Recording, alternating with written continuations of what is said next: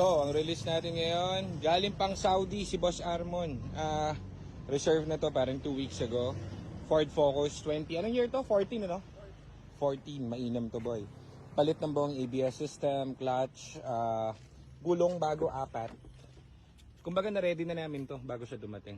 Mainam, di ba? Ang pinalitan dito is buong cooling system and everything at approved kay Boss Armon. Ang problema namin, wala kaming aircon. Dapat dinala na natin yung ano. Asa na? Dinala natin ang ating Freon. Magpapa-Freon tayo kasi hindi namin alam kung saan ang Freon na tubing nito. Wala kang mekaniko ngayon. So tara, tala na natin sa nag-Freon at para makabiyahe na si Boss Armon natin. Ganda oh, sulit no? Tama yung makina nito. Parang wala oh, nakabukas yan. Oh. Pero parang walang, ang ganda ng pagkakatsyon no? Parang hindi maandar yung makina, parang naka-idle lang. Naka-idle naman talaga, walang inig. Andun yung ano, Freon? Andun. Tara, sama natin si Nico boy. Papa-Freon tayo dahil mainit. Let's go. Ilang tao ngayon eh. So, tara, at ating ipa-Freon ang mabisang Focus. So, ABS, Focus, palit. Dali.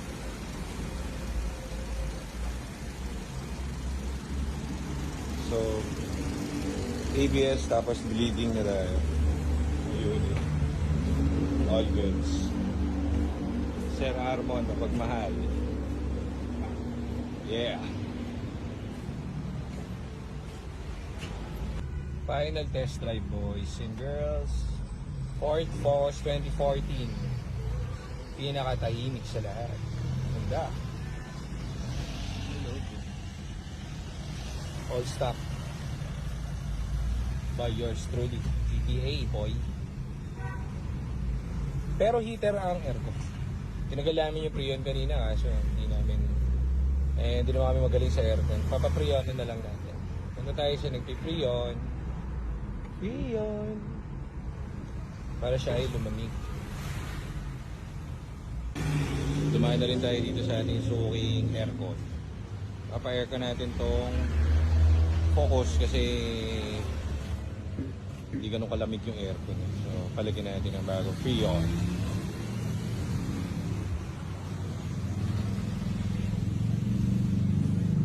So, dito tayo sa Araneta. Pre-release na natin kanina yung Focus na puti. Ang kaso lang, uwi pa ng Pampanga to eh. From ano pa to si Sir Armon?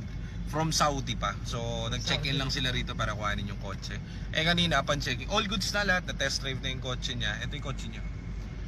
Problema, hindi ako sa aircon eh. Kumbaga, hilaw yung air. Hilaw ba? Meron lamig eh, no? Pero hindi no? Wala. Medyo ganun. Hindi ganun kaano yung lamig. Kumbaga, kung ako babiyahe, ako yung nakasakay doon, hindi ako kontento. So, tinakbo muna namin dito. Dito, sa malapit sa tropa. Kasi malupit sa aircon ng Focus to eh. So dito natin patira. So abangan natin. So ganyan yung mga hassle na nangyayari sa amin araw-araw para sa mga unit nyo lang maging pulido po. So ayan, hintayin nyo. Sana matapos ngayon kasi uwi pa silang Pampanga. Pangasinan pala. So sana matapos to. Sabi ko dun sa magbibigay ako ng malaking reward basta magawa mo yan at matapos. Sabi ko gagawin kitang tawag ko sa'yo, senyor. Gawin mo akong sidekick, gawin mo akong side hustle mo. Sige, gawin mo. Bibigyan kita ng salapi, ng ginto, saka ng ano pa bang pwedeng ibigay. Yun lang. Basta gawin mo yung aircon ng Focus namin. Bigyan kita ng personal mong Titan. Kung ba't dalawa kami, ginamit namin tong isang Focus namin. Kasi alang oras na, parang alas 5 na, wala na mabibili ng parts. Sabi ko, para makauwi sila, kuhanin nyo kahit yung buong aircon nito, isang Focus, kabit nyo dyan.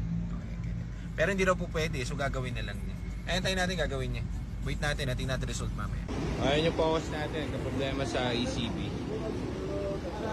Let's go, ginagawa. Ayos. Hindi na lang. Ano ito ba yun, Tom? Vacuum eh.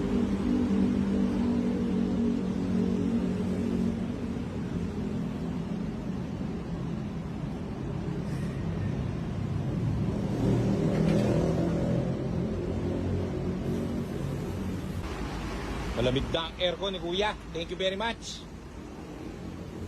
Lamig. Tingin. Lamig. Ayos. Sulit ang paghintay. Hindi na parang impyerno. Yan, ganyan dapat. Ayos, thank you tayo kay Kuya. Salamat, makauwi na tayo.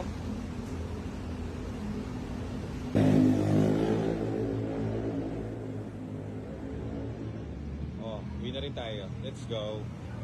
Thank you Kuya Yaw. Temperature niya ilan?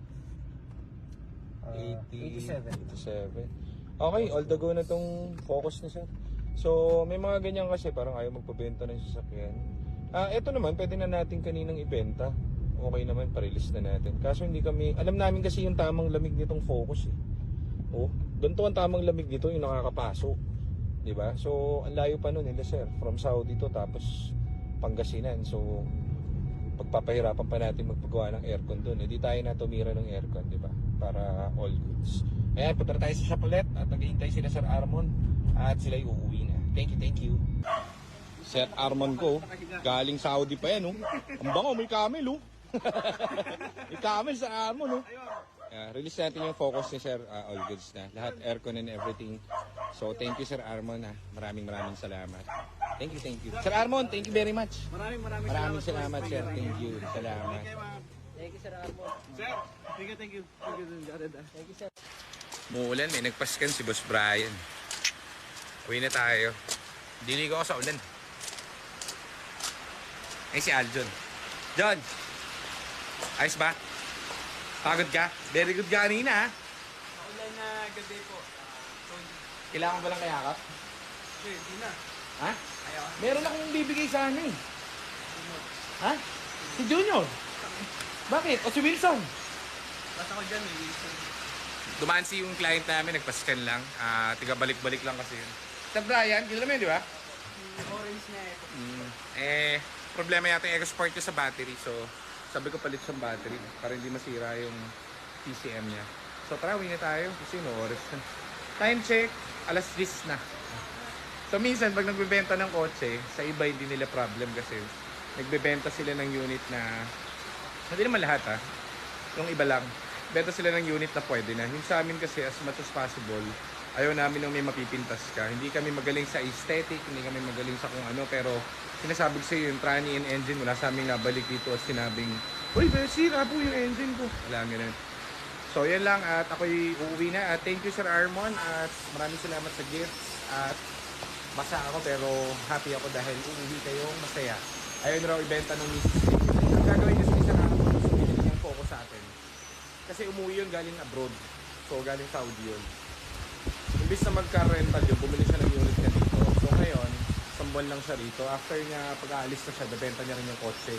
Ayun raw ibenta ng misis niya. So, thank you mama. Maraming salamat. Ingat kayo and enjoy your trip. Thank you.